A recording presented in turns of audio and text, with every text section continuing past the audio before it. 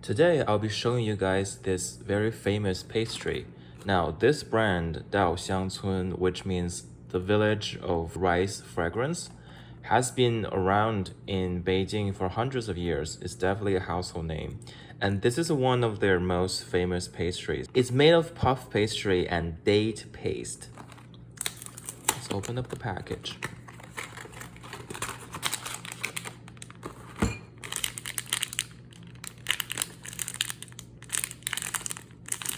Looks cute.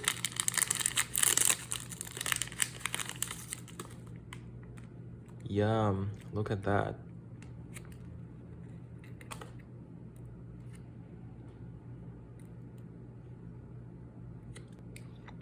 The pastry is very good.